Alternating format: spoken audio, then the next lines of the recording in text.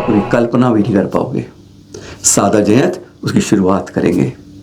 ये खबर देख रहे हैं अखबार में, आपने कहीं नहीं देखी होगी, कहीं नहीं सुनी होगी कि दो मुनिराज की गाड़ी से 10 किलो चांदी चोरी कर ली, जिसमें हाईटेक सिक्योरिटी सिस्टम लगा था। लेकिन चोरी के बाद एक खुशी की बात कि वह पूरी की पूरी चांदी में। सवाल पहले तो आता है, आप लोग कहेंगे मुनिराज की गाड़ी में 10 किलो चांदी कैसे आ गई? क्योंकि हम हमेशा नजर हमारी सीधी नहीं टेढ़ी चलती है, इसलिए बता दें। महाराष्ट्र के धुले की बात कर रहे हैं। कोपड़ गांव के सोनगिर गांव की बात हो रही है, जहां पर अभी भव्य पंचगाणक समाप्त हुए। दो ही मुनिराज, युगल मुनिराज के सानिध्य में, और उनके सानिध्य से वो वहां से चले और बुधवार को गाड़ी के अंदर 10 किलो चांदी के उपकरण, बर्तन आदि रख के आगे जा रहे थे। भव्य पंचगाणा करवाया था, उसको सामान लेके वो जा रहे थे। हाईटेक सिस्टम, सिक्योरिटी सिस्टम लगा हुआ उसमें कि आसानी से कोई उस पर हाथ नहीं मार सकता। पर जो जानकारी में मिली है, मराठी में देख रहे हैं आप, कि जब वह जाते जाते कोपड़ गांव के झंडा चौक पर खड़ी हुई, वाहन खड़ा हो गया बुधवार के शाम को। जब रात होने लगी तो उसने लॉक करता था जो आदमी, उसने पूरा लॉक नहीं किया, यानी लॉक खुला रह गया। रात को 1:30 बजे के पास एक आदमी आया, चोर आया, और उसने वह सारा सामान उठाया और एक जूट में भर के नौतो गिरा। सुबह गुरुवार को सुबह पता चला कि सारे चांदी के बर्तन आदि उपकरण सामान जो था वह सब गायब है। पता चला भी हाँ, शायद ताला गलत में लगा हुआ, कोई ताला तोड़ा नहीं गया है, वह खोल के निकाला हुआ है। पुलिस आई, साग में डॉग स्क्वाड आया। गांव के जब कोई बात होती है तो घटना पूरे गांव में फैल जाती है, चर्चा होती है, और वह पहुंचते पहुंचते उस लुटेरे चोर के तक पहुंच भी गई कि पुलिस आ गई है, डॉग स्क्वाड आ गया है, और अब वह कुत्ता जो खोजे कुत्ते हैं वह सूंघते सूंघते पहुंच जाएंगे उसके घर तक। काम गया, खबर आ गया कि ओए मैं तो सीधा पकड़ा जाऊंगा। उसने उठाया और जूट के बैग में भर के वो एक सुनसान जगह पे जाकर छोड़ाया। बस पुलिस डॉग ढूंढते ढूंढते उस लावारिस वाले उस बैग पर पहुंची। खोल के देखा तो सारे चांदी उसमें मिल गए। चोर को ढूंढना है, लेकिन वह सब जो मुनिराज में वाहन चल रहा था, बहुत सिक्योरिटी के साथ था, उसके सारे उपकरण मिल गए। ये आगे के सामग्री के सामान जा रहे थे, दो ही मुनिराज के नहीं थे, पर भवन के भव्य पंचगाणा करवाया उस गांव के अंदर। उन्हीं को लेके जहां लेके आए थे वहीं वे आगे जा रहे थे। किसी की प्रॉपर्टी नहीं थी, इसलिए यह मत सोचिएगा कि मुनिराज के पास चांदी कहां से। गत वर्ष नवंबर के ये चित्र आपको याद होंगे। चांदखेड़ी मंदिर के अंदर कुछ हिंदू प्रतिमाएं हैं, जिससे कल कोई विवाद ना हो, इसलिए गुरुवर द्वारा संकेत पर हुकुमचंद जी अध्यक्ष ने यह काम किया कि उन्होंने कहा मैं उस संप्रदाय के लोगों के लिए अलग जगह देता हूं, मंदिर बनवाने देता हूं, प्रतिमा को सादर, जो कि यहाँ पे पूरा सम्मान नहीं मिल रहा, गरिमा नहीं मिल रही है, वहां जगह स्थापित करता हूं। बाकायदा लिखित रूप में काम किया गया। लेकिन नेकी करने के बाद कुएं में डालना पड़ता है, और जैसे किसी की टांग की कुर्सी खींचने वाले बहुत मिल जाते हैं। वही हुआ कि नेकी का काम कर रहे थे, लिखा पढ़ा था, सब कुछ समझा के कर रहे थे, लोगों को बैठा के कर रहे थे, और एक अच्छा काम कर। ये ना जो अदालत ने भी कहा भोजशाला के अंदर कि हिंदू की सरस्वती देवी की मूर्ति पर तीर्थंकर की मूर्ति होना उनके दिखता है कि जैन हिंदुओं की ब्रांच है। कितना आसानी से कह दिया अदालत ने, सारे निर्णयों को ताक में रखकर। बस यही, जिससे ऐसी बातें ना आए, उन्होंने कहा कल आने वाले समय में ऐसा कोई बदल कब हो जाती है, कब नजर खराब हो जाए, उन्होंने हटा के यह उस समय कार्यचित्र देख रहे थे। लेकिन कई लोगों को अच्छी बात हजम नहीं होती है। राजनीति और चुनाव, ये दो ऐसी चीजें हैं जहां पर अपने भी पराये हो जाते हैं। वही हुआ, समाज में फूट पड़ गई और एक प्रदर्शन करने को उतर गया, थाना घेर लिया और कह दिया कि इन्होंने हमारी पूर्तियों को गरिमा के नष्ट करने की कोशिश की, चोरी करने की कोशिश की, इन पर सख्त कार्रवाई हो। हुकुमचंद और वो दोनों व्यक्ति जिन्होंने इस प्रेम को बढ़ा की कोशिश की थी, एक प्रेम के व्यवहार को हिंदू और जैनों के सनातनी धर्मों के अंदर एक बात करने की थी, दोनों को गिरफ्तार कर लिया गया। गजब की बात है, नेकी कर कुएं में डाल। और इसका एक अब खराब सिरा अब मिला है। देख रहे हैं फोटो अंशु जैन जी की, और साथ में यह लेटर जो डीजीपी ने जारी किया है 17 रविवार मई को, उनको सस्पेंड करने का। डीएसपी अंशु जैन उस समय थी और उस समय इनको स्थानांतरित करके जयपुर बुला लिया था। आज बहुसंख्यक का इतना दबाव है, कहते हैं आज खोपड़ियाँ गिनो, उन खोपड़ी में क्या है वह मत गिनो। आज वही देखा जा रहा है, चाहे भोजशाला की अदालत में हो, चाहे अंशु जी के साथ हुए इस निर्णय में हो। वह क्यों इसमें लगी थी, एक जैन थी डीजीपी और उसको आज डीएसपी को आज यही सजा मिल रही है, डीएसपी अंशु जैन को, जब उन्हें सस्पेंड कर दिया इसके दोष में। बाकायदा सब कुछ करके आज वह नहीं दिखता कि क्या अच्छा काम हो रहा था, पर खोपड़ियों में विरोध था, आज वह हो रहा था। गजब का आज का शासन है। देखते हैं लोकतंत्र के अंदर यही तो एक गिरावट का संकेत मिलता है। अंशु जैन अब डीएसपी थी, जो अच्छा काम करवा रही थी, उन्हें सजा उस अच्छे काम की नेक तो ऊपर मिलेगा, और कहते हैं आज नुकसान यहाँ मिला है, सस्पेंड कर दिया। बार बार कहते हैं, एक बार हाथ जोड़ के फिर कहते हैं, निवेदन करते हैं, वैसे कई क्षेत्रों में काम खत्म हो चुका है, काम तमाम हो गया है। जैनों की जनगणना के बारे में हमने अंदर जागने की कोशिश भी नहीं की है।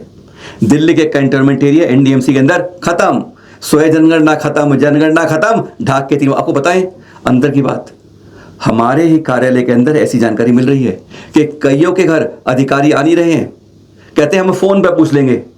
आज यह चल रहा है, वह हिंदू भाई हैं, उनके घरों में ऐसा हो रहा है कि उनके घर में नहीं आए। शिकायत 1855 नंबर नोट कर लीजिएगा, ये नंबर काम आएगा। अगर आपके घर जनगणना अधिकारी नहीं आते हैं और आपने स्वयं जनगणना नहीं करी है, अगर स्वयं जनगणना की हो तो भी जनगणना अधिकारी पर 0 है, तो 1855 हेल्पलाइन पर जरूर कोशिश कीजिएगा। एक भाई बताते हैं हमारे आए ही नहीं, जब बात संपर्क किया तो कहते फोन पे पूछ लेंगे। आज ये है तो ध्यान रखना, अगर जैनों की जनगणना अगर फोन पर हुई तो जैनों में कभी नहीं आएगी, और यह वाली चाल हो गई तो कहते हैं ये चाल सरकारी बड़ी काम आएगी। हमारे पास डाटा है, आपके सामने बताते हैं कि अब इस समय उत्तर प्रदेश में आज 19 हो गई है, 48 घंटे हो रहे बस स्वयं जनगणना के लिए। अरे अपने मंदिर के अंदर, अपने धर्मशालाओं में वर्कशॉप लगाइए, एक युवा को बैठाइए जो अच्छा जानता है, कंप्यूटर जानता हो, और पूरी जगह कहिए जो भी उस मंदिर से जुड़े हैं, जितने भी जैन है, वो आइए और अपना अपना रजिस्ट्रेशन, अपना स्वयं जनगणना करके अपना नंबर लेके अपने पास रखिए। ये तो कम से कम कर सकते हैं। अरे अपने देश के लिए, अपनी संस्कृति के लिए, अपने समाज के लिए इतना तो करना ही पड़ेगा। 21 मई लास्ट डेट है स्वयं जनगणना की उत्तर प्रदेश में।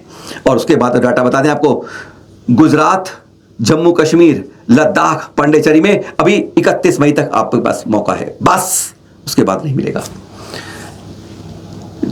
जो घरों घरों पर इस समय लोग आ रहे हैं 16 मई से 14 जून के लिए, वह राज्य है हमारे महाराष्ट्र, राजस्थान, ये वह हैं जो हमारे जनगणना में जैनों की गिनती बहुत दिखाते हैं, तब भी हम कहते हैं कम है। ये आज यहीं से गिनती हमारी वास्तव में बदलती है। महाराष्ट्र, राजस्थान, झारखंड, मेघालय और दिल्ली एमसीडी क्षेत्र, ध्यान रहे 14 जून बस खत्म हो जाएगा।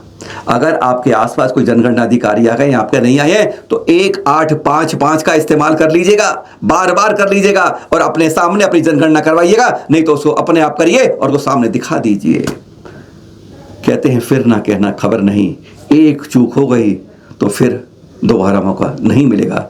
44 लाख में भी कितने गिर जाओगे, क्योंकि यह जब मालूम चल रहा है कि अधिकारी नहीं आ रहे हैं, कह रहे हैं हम फोन पे आपकी पूछ के कर लेंगे, तो समझ लीजिएगा कहीं ना कहीं दाल में काला नहीं काली दाली हो जाएगी।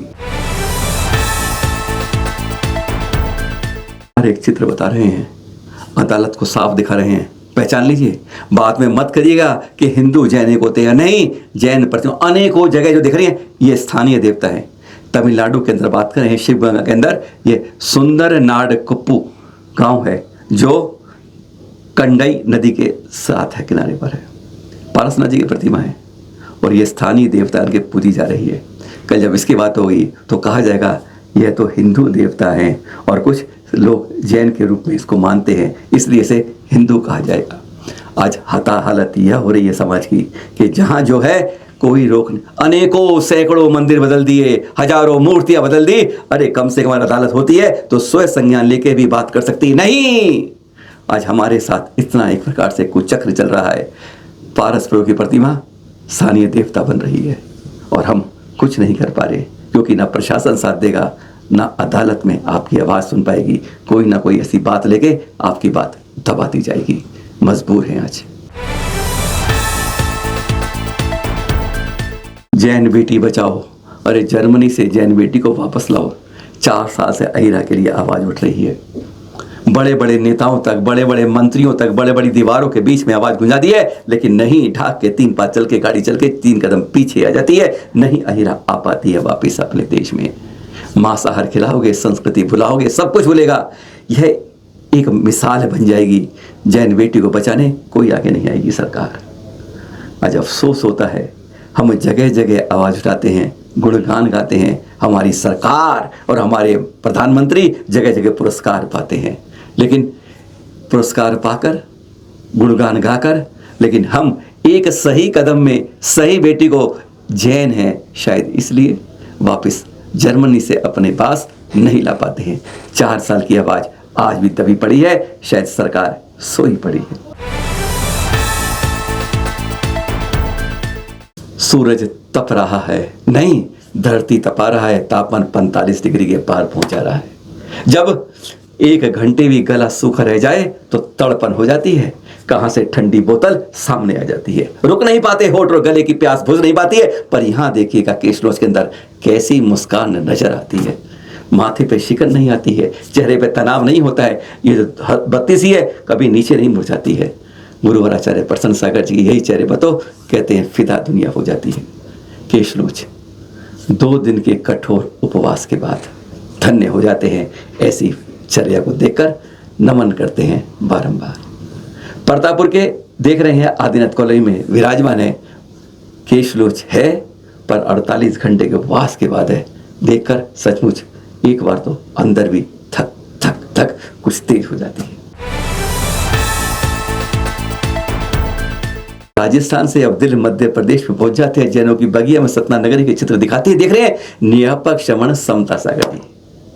नाम बदल गया है, चेहरा बदल गया, पर क्रिया और चर्या वह नहीं बदली। जी हाँ, यहाँ पर भी केशलोच के दृश्य दिख रहे हैं। गरम गरम गर्मी के अंदर जब यह परिचय देखते हैं, यह केशलोच देखते हैं, सचमुच अच्छे अच्छे एसी में बैठने वालों के पसीने छूट जाते हैं। एक समय था जब दिल की धड़कन को, शरीर के अंदर सुकून तब तक नहीं मिलता जब गुरुवर आचार्य श्री के कोई चर्या का चित्र न देख ले। और आज भी वैसे देखते हैं। आचार्य श्री समय सागर जी की यह आहार चर्या के दृश्य। आहार, विहार और निहार। साधु को 3 चीजें दे दीजिए। यह संत चलते फिरते तीर्थ हमारे सुरक्षित हो जाएंगे। बस आहार, विहार देख रहे हैं, बस विहार करवाइएगा, सुरक्षित विहार और समय पर आहार। खुशी से करेंगे तो पुण्य अर्जन हम करेंगे, उनको नहीं। आशीर्वाद एक बार उनका हाथ नीचे होता है सिर्फ पूरे 24 घंटे में, हर बार यूं ही होता है। और वह पुण्य का संचय इसी तरह होता है। सादर जय जय।